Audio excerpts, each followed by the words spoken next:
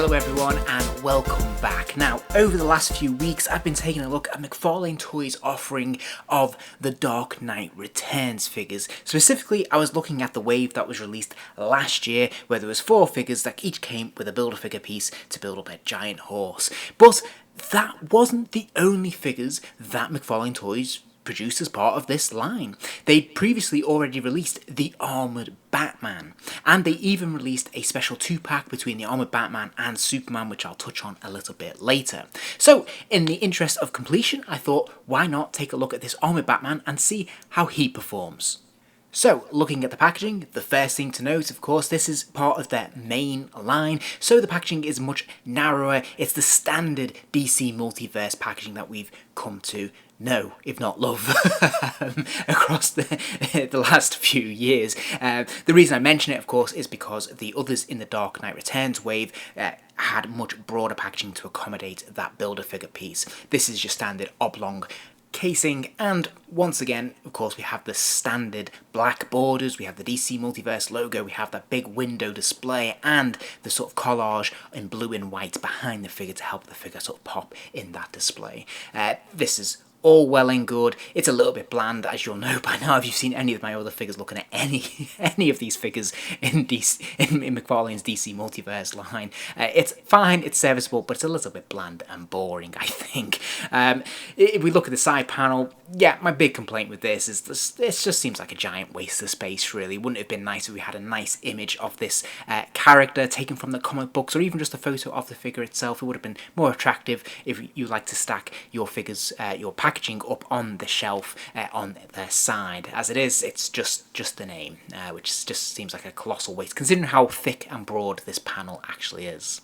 Now, if we look at the reverse of the packaging, things actually get a lot better. I do really like how they have this image, a photograph of the toy, but with a clever diorama behind it to really accentuate how cool this could be in a display. I think this artwork looks really nice. They also include this as a trading card within the packaging as well, and I think this looks really, really nice, and this is the kind of thing that would have looked nice on the side panel.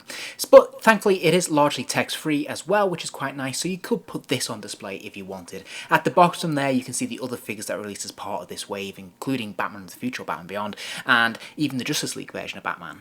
So, opening him up, I have to say, first impressions is that it looks pretty authentic to the style and body type of Frank Miller's Dark Knight Returns when he's in this armoured costume. Even though it's a little bit clunky and unsophisticated, this is pretty much how it appears in the comic book as drawn by Frank Miller, so I'm absolutely comfortable with this, and I think they've done a pretty nice job of it. And whilst the sculpting is pretty pitch perfect, I couldn't really fault it particularly. I think this looks and feels right in terms of what I would expect from this version of the Batman. My criticism is really going to come from, and it's a perennial problem with McFarlane Toys in this line, is the lack of paint and paint apps and washes and things like that to really draw out the detail. If we look at the sculpting, we can see there's a lot of detail, a lot of grooves, a lot of bumps and cracks and things like that, little chinks in the armour and things, little tiny bits of detail. That's all there. It's been painstakingly crafted, and yet they haven't exploited it with a paint wash, so it's so easy to miss. It's so easy to overlook because it's so flat. The greys and the blues that they've used on this figure just are quite dull, and so you can't really see and pick up on all this detail. And a nice paint wash here and there, a little bit of splash more colour in the right places would really draw that out and make this figure look a lot more visually impressive. I also think they've misjudged the colouring that they have gone for here, and the plastics they've used and the limited paints that they do have seem to be off. They seem to be a lot darker and duller than they actually appear on the page. There's definitely lack of yellows that was on this belt, that's for sure. On his utility belt, that was a much brighter yellow. This again is a flat grey on this figure, but this runs through the entire figure. Now, it's roughly correct in terms of the colorization, but it just seems a lot darker than it needs to be. And as I said, it seems a little bit brighter on the actual comic book page, so it seems like they've kind of shot themselves in the foot with this. Perhaps unsurprisingly, they've adopted a pretty static cape. It is made of a thick rubber material, so it's not posable, it's not malleable, it is sculpted in. It's a slightly nicer texture than usual. It actually is a little bit more sculpted. It has the appearance of like a grain, like a thick cotton, even though of course the material itself is a thick rubber and very much feels like that to the touch. And I think in this instance, it actually works pretty well on this particular version of Batman, much more so than, say, a cloth cape. This is obviously meant to be a much thicker cape, and I think that works for the look of this costume. So, looking at the articulation, there is a ball joint at the top of the neck there, so the head can spin all the way around, it can lean left and right, and it can even nod up and down. Well, it can nod up if nothing else. And this is really good because I had some reservations around that thick collar, but thankfully no hindrance here whatsoever. There is a ball joint in the top of the shoulder, which allows the arm to lift up and out, and as you can see, that can swivel round there. There is also a little bit of a butterfly wing joint there, ever so slightly. There is a pin swivel at the elbow, allowing that lower forearm to spin around, but also hinge to about 90 degrees. And then finally at the wrist, there is another pin here, allowing that fist to rotate all the way around and hinge forwards and backwards a little bit as well.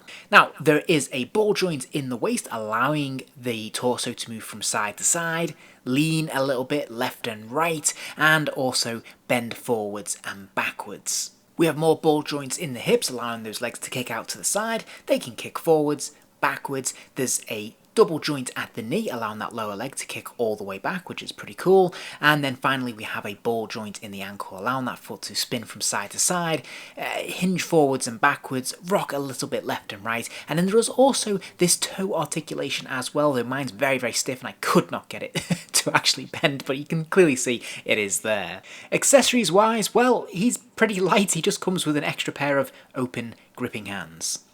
I confess this completely baffles me since they're not that much different from the hands that he comes with in the packaging.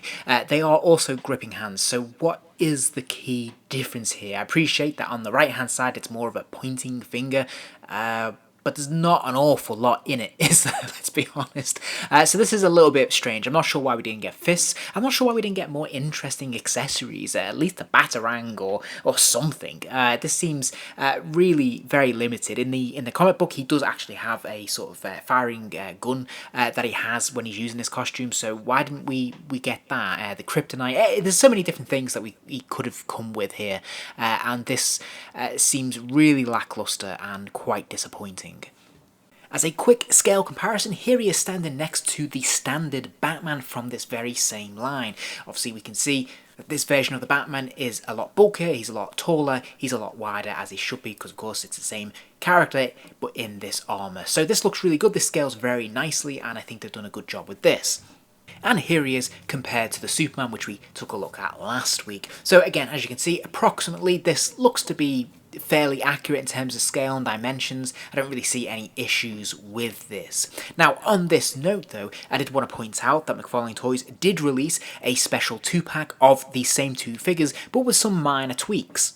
Whilst the Superman seems to be pretty much identical to what we saw last week, the Batman is slightly different, and it's mostly changes to the paint apps. And here we can see a real difference, because of course he has those brighter colours. The blue of the metallic armour just looks a lot more blue as opposed to this dark matte grey. It looks a lot shinier too in these photos, and of course his utility belt is in that brighter beigey yellowy kind of colour, which just goes to show that if McFarlane Toys really capitalised on their paint apps and really focused in this area, they could really dramatically push their figures over the top in terms of quality and just overall aesthetic appearance, because this Batman looks a lot better than what we've just seen today. Even though it's exactly the same figure, exact same sculpt, the only thing that's different here are the paint apps, as you can see, and I just think this figure looks a lot more colourful, looks a lot more fun and interesting.